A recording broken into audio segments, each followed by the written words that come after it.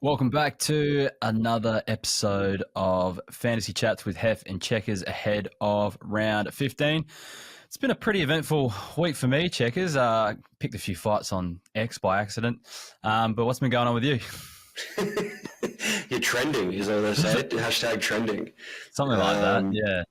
Yeah, don't be a Heff, they're saying. So I don't know if that relates to your fantasy takes or to your takes on the Treadway case, but I mean, I'm slightly ahead of you in the fantasy rankings. I'm going to say don't be a Heff as a little jab, but no, we're pretty tight in the rankings from what I've seen. Went down 300 ranks on the weekend. I thought I had a good week, scored 2006 in a best 18 buy situation, so I thought that would be a pretty good score, but I managed to go down 300 ranks to 5,787. Traded in Miles Bergman, he turned up. Traded in Zach Johnson, he turned up. Traded in McKercher for an 85, which I thought was pretty positive. So trades were good. The captain choice was Tim English, he scored 120. So I thought everything was all tracking positive. And in the rankings, just I don't know what happened, but I guess everyone else had a good week as well. I like how you use jab with no pun intended with an argument with Warren Treadway. But anyway, yeah. For those who aren't aware, I just tweeted something about what happened during the week. Warren Treadway said he wanted to pay his legal fees in gold and silver coins because that's the only legal tender there is in Australia or something like that. And I just said, we should probably get this guy off the board. And his wife had a go at me on Instagram. But anyway. I did get sent a few screenshots of it. It was quite interesting read. Yeah, I think you were shedding a positive light for most of it, so that's all right. Yeah, definitely. I just don't, I don't really care about his political opinions or whatever. I just think if you're on a board where you've got financial governance, you're in control of financial governance and you're not accepting legal tender, it's probably a bad look for a board member. But anyway, let's go on to my fantasy team. I had a shit week. Sam Walsh absolutely screwed me. I brought him in as a unique, had him for 1 week, and then, he's going to be out with another 6 weeks. So he's on my never again list. And actually, I think that was going to be my hot take for this week. Sam Walsh, never again, never in any league, any format, any draft, any keeper league, no nothing. Sam Walsh, never again. He screwed me. But it kind of meant I went one premium less into this week and I just held Ned Long for this week. So hopefully that means I'm kind of not a premium, but a sort of premium ahead of this week, a guy who could go 100 against St Kilda this week, so hopefully it makes up for it this week. But he screwed me. So I scored 1929, and that dropped about, about 1,500 ranks as a result. So, thank you, Sam Walsh, for nothing. Get him on the cheapest St Kilda, hopefully, but might be a package deal with TDK and Sam Walsh to the Saints next year. But yeah, I mean, a bit stiff because it was an injury. They're playing West Coast. You would have thought it would have been a really nice, juicy score. But yeah, a bit stiff in that regard. No, not happy with it. But anyway, it is what it is. And then I think Supercoach, Supercoach, I didn't realize you get 4 trades during buy rounds. I thought you only get 3. So that's how not up with it I am on Supercoach. So I actually forgot my login for Supercoach and not bothering to do the reset password at the moment. So just giving up on it. Might delete the app in the next couple of days. This is purely an AFL fantasy podcast from now on. I think it's the although I think my rank is getting close in both. I think I'm about 8,000 in both, or 7,000 in this one, so getting pretty close. But anyways, let's get through into the podcast.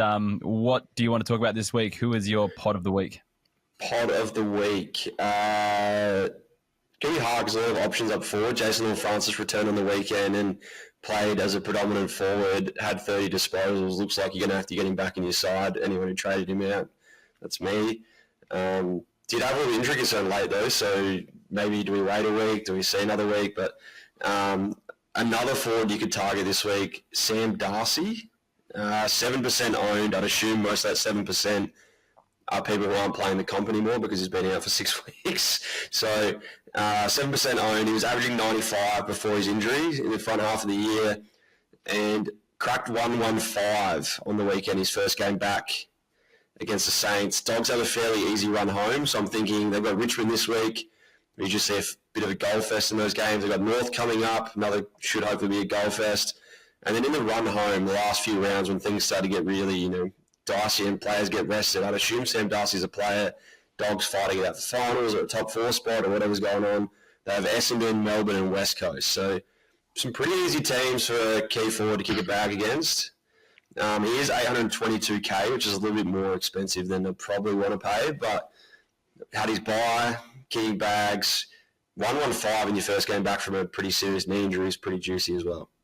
This was actually my hot take. Before the show, we were scrambling because I could not remember my hot take of the week. But this is my hot take this week. And I've seen so many videos out there like Sam Darcy, if you take out his injury-affected score, he's averaging 98. Like he's this gun up forward, rah, rah, rah. And I 100% agree that he's a gun. I just think that kind of 98 average without injury is just so inflated because if you look at the games where he's scored well in, most of them have been against pretty shit teams. And in games where they've absolutely pumped other teams as well. I feel like if he played through the last, 6 weeks that he missed, that average would be a lot lower than it actually is. Now, I know he's got 2 really easy matchups coming up, so he'll probably go big in the next 2. But then it gets a bit harder after that. And I think, like, I did this at the start of the year. I looked at every key forward, and everyone kind of says each year, this is the year of the key forward. This is the year of the key forward. And everyone says each year, like, key forwards, are going to be popping off and someone's going to be coming out. I looked over the last 5 years, like, and I think it's even longer than that, but like none of them really average over 80 ever. And that's about what they go at, And I think Darcy's average will be a lot higher this year because he missed that big chunk of games where he probably would have scored lower in. But I just think it's a little bit inflated after the next 2 rounds. You're probably going to get a few lower scores from him. Well, and it's more fixture on a run home is one of the easiest ones out of any of the teams. So I'm thinking he's missed the hard games. Does he now get the easy stretch? And we sort of see an inflated average. Next year, I wouldn't be picking him up because he's going to be overinflated and have to play those hard teams again. But he's actually got like 5, possibly 6 very easy fixtures in the last run of the season. So yeah, do we see like before injury Sam Darcy? Do we just get him all year because he misses the hard games against Brisbane and going up top end and stuff like that? So. Yeah, my concern is like I guess you've got Crows and Brisbane Lions. You've got Crows defense pretty easy to score against as a key defender though. Key forward. Is it? I don't know. I haven't actually had a look at that. Jordan Butts and Sam Darcy. How's that matchup going to go down? I just assume that the Crows have been pretty easy defensive wise. But just having a look at it, they're actually for key forwards, they are the 1, 2, 3, 4, 5th hardest team to score against. In the league. So it doesn't sound like much, but because I think their team kind of restricts key forwards a little bit. Then you've got, GWS, Sam Taylor might be back by then. Then he's got to play on Stephen May. His last one's, he got Eagles second to last round. But then he's got the Dockers as well in the last game as well. And like that could be a difficult fixture. I think the Dockers are the second hardest team for key forwards to score against as well at the moment. So like while the matchups one-on-one sound easy, if you just look at the trends of key forwards over the season, like Essendon, Richmond, St Kilda, Port are the easy ones to score against. Then Melbourne and North Melbourne slightly more so. But from there, everything else is pretty neutral. So I don't know. I just look at trend. He'd just be bucking a lot of trends. And I'm not saying it's impossible for Darcy, but like, and I know he's a freak and he's probably the type that could buck those trends. But I'm this kind of guy who just looks at history and goes, what usually happens to players of his position over a long period of time? They do tend to go missing every now and then, or there's a game that doesn't go their way. So I'm just a bit more cautious on that one. Like I'd rather go with Jason Horne-Francis, who is going to get midfield clock, and probably not rely on kicking big bags of goals to score well. But that's just my 2 cents.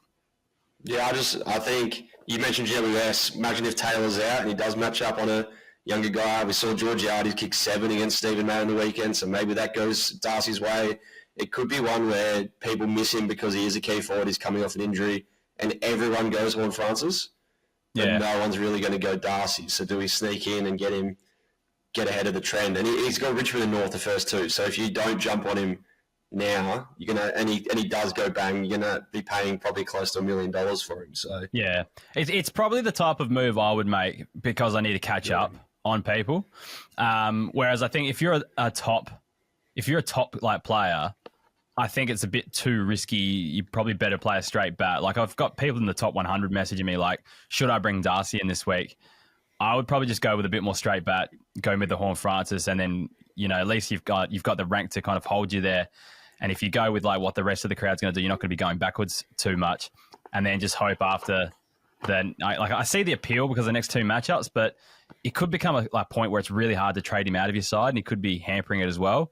I just think Horne-Francis is a much safer bet, providing that injury isn't going to be hurting him, or he did sit off the last half a quarter last week, but I think it was just precautionary because he had such a long layoff before that. So yeah, it could go either way, and I'd be happy to make it in my team.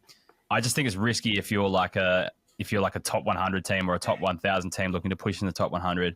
I just think it could be a risky move. That's all. Yeah, I mean, normally if you're in the top 100 at this point of the season, the best advice is just to pick all the most commonly owned players so that you just stay with the pack. You just got to hold your rank until the last few games and then run over them, really. Yeah. It's all about trying to keep your team as similar to everyone else in the top 100 so your rank sort of just stagnates. Yeah, and then if you need to make up a spot, then go your unique over the last three rounds. Yeah, and try to play pick the right week to take a risk. Yeah, exactly. Yeah. So that's the kind of way I look at it. I don't mind. I think it's a good option, because of that run coming up. If you want to make up a few points in the next few weeks, and you need to make up a few points in the next few weeks, I like the option of it. I just don't like it for the whole season.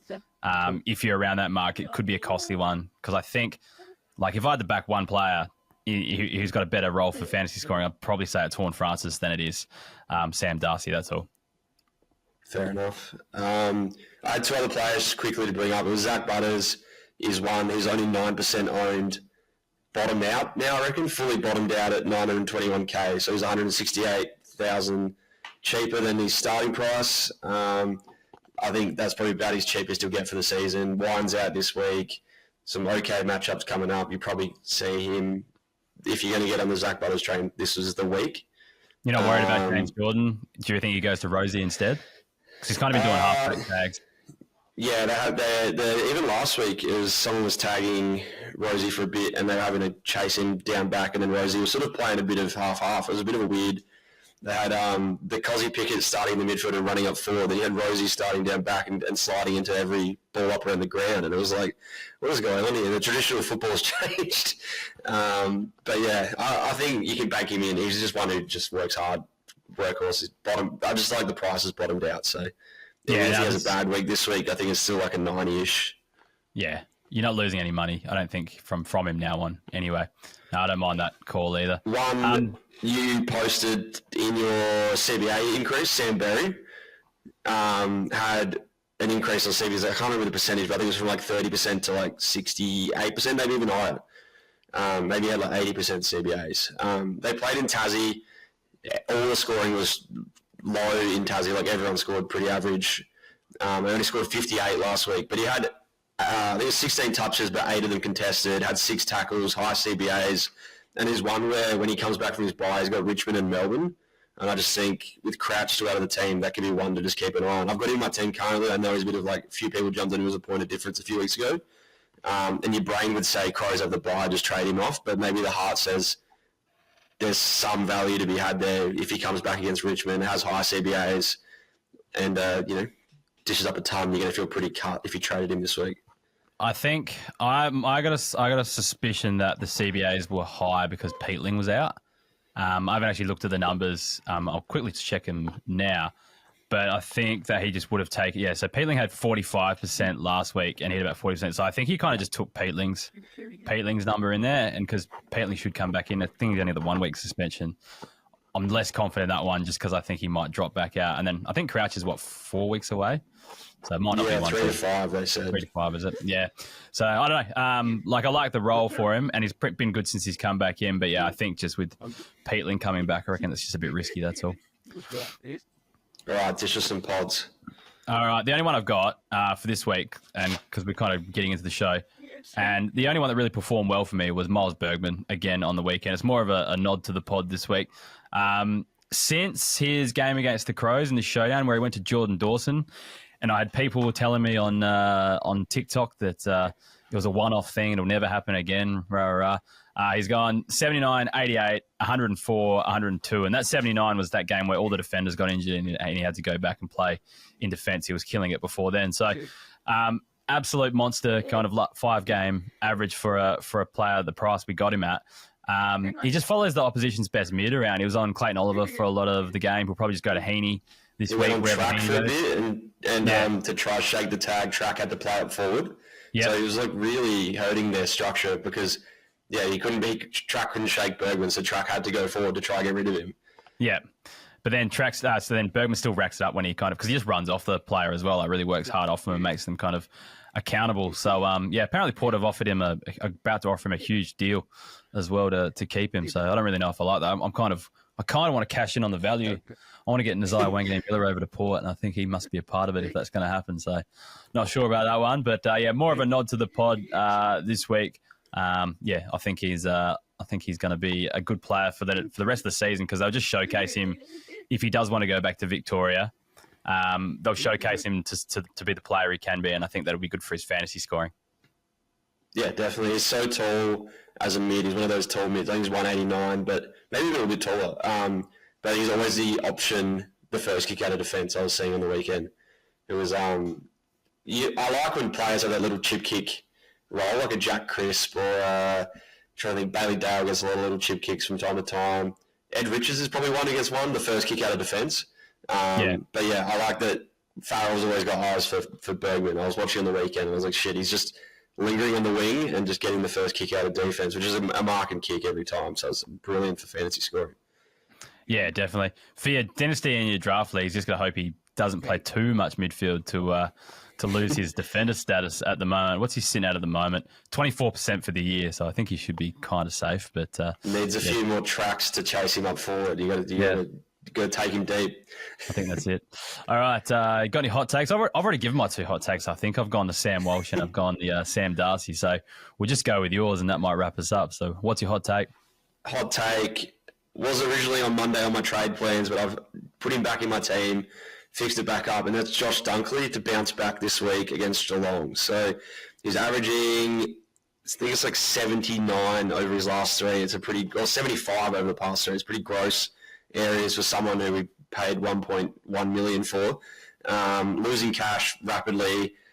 I think he scored and counted my team on the weekend. He actually dropped off. He was one of my lowest scorers on the field. So, but one of the most expensive players that I paid for all year. So the hot take is they play the Cats this week. They've got the bye next week. So it's a very easy one where a lot of people this week might go, I'm going to flick Dunkley because he's got the bye and his scoring's not very good. But playing the Cats last week, Caldwell and Satterfield had 8 tackles each against the Cats, topped the tackle list. The week before, Matt Rao had 11 tackles against the Cats. If we wind back to the last game at GMHBA before that, Bontempelli had 10 tackles against the Cats. So someone who's not a massive tackler had 10 tackles against the Cats. And I did some digging in the ruck. So with Omac in the side, Josh Dunkleys was averaging 109, and that's probably when a lot of people traded him in. And then now with Darcy Ford as the main ruck, he's only averaging 83. So that's almost a 30-point drop-off on the average. But with the Cats, Reece Stanley's giving up a lot of points. He's very easy to ruck against. They've lost to Koning, so they're going to have to maybe play Blicavs down back a little bit more as well. So it should be a much more even matchup in the ruck with Darcy Ford. I'm wondering if that's playing on Dunkley's low disposals. We've been getting like 15, 19 disposals each week, not really cracking the high 20s that we were used to with Dunkley. So if you're going to give him another week, it's the week. He's going to have tackles. He's going to have the ruck matchup a lot nicer. I just think this week he scores well. And then after the bye, Oscar McInerney should be back in the side. He played VFL last week. They're going to give him another week off because they got the bye. Omac comes back. Hopefully everything fixes itself back up. But yeah, it's a good little stat there that you've acknowledged because it's so true that it happened. But I just can't pinpoint what actually changes for him though, because he's not the kind of player that needs a ball tapped down his throat. You know, he's more of a tagger, tackler, defensive type player, and gets a lot of his points through tackling. So, and they're not a team that's been on top the last few weeks either. So it's they should have been chasing a bit more, but maybe they're just tired as well. Maybe he's not able to chase and go as much tackles and stuff because they're so close to their bye and they've had this big stretch. So there's a lot of kind of theories out there, but I don't know. I've got him in my side, and I do like the thought about looking at the tackles recently against Geelong as well. Jai Caldwell is known for his tackles. Will Satterfield, I guess he plays defensive, so he's bound to get a few tackles in there. And if they're chasing skins all day, then maybe that's the case, and Dunkley will put up a few ones. So I've got him in my side. he's a big tackler as well. That's where a lot of his scoring comes from. So I've been looking at the sort of players that would compare to Dunkley on other sides. That would be a Caldwell, it would be a Matt Rao. Might not be a Bontempelli. I was a bit surprised by his high tackle numbers. Libba had 8 tackles that day, I think. So that's probably a similar player. Yeah, definitely. But I just think we can see Dunkley and GMHBA, 8 or 9 tackles. Ruck matchups maybe a little bit nicer, wins a few more clearances, gets a few bit more of the ball. And that 75, 80 score he's been dishing up maybe becomes 100 this week. Save some grace. They have the bye. They get a rest. Oscar McInerney comes back in. So a lot of people, I've seen a lot of people trade him out. It's an easy trade. If you haven't got Dacos, you can go Dunkley straight to Dacos. You can go Dunkley to Butters. A lot of mids on the table this week that have had their bye. And with his bye next week, he's hot trade value at the moment. You don't want to lose too much cash on him. But I think you can just hold on. Yeah, I've got him in my side. I wasn't planning on trading him this week, but I was gonna trade him next week if he puts up an absolute stinker. So maybe this is the week he redeems himself for me. Anyways, I think that might wrap it up for another week. Anything you want to plug coming up, Checkers? Not really. No, just ticking along. Going to Ipswich this weekend, so I'm probably going to watch a lot of footy. I'm going to DJ set the Ipswich Cup, so I might miss a bit of footy. I'm going to have to play catch up on the plane. That's rugby heartland, isn't it? Yeah, I honestly don't know what to expect. Could be anything. They could be up and about after the Origin last night. Who knows? Yeah, maybe. Well, I'm sure I'll see you on the weekend on my TV screen. I couldn't escape you on K over the weekend. Has that ad always been around, or has that only just started up? That's just started up. It started, I think, 2 weeks ago. Yeah. You'll see it for the rest of the season. It's going to be everywhere. There's billboards coming. I've seen a couple of billboards already. Yeah. You're going to see my lid on the back of buses, unfortunately. So Can't escape you. A bit of airtime. Yeah, that's all right. Nah, all good. I'll be sure I don't start trying to discuss fantasy scores with the guy on the TV screen accidentally. Anyways, we might wrap it up there. So thanks for joining us for another week. Hopefully the Hoofers get the chocolates over Checkers this week, but we'll have to wait and see. See you later.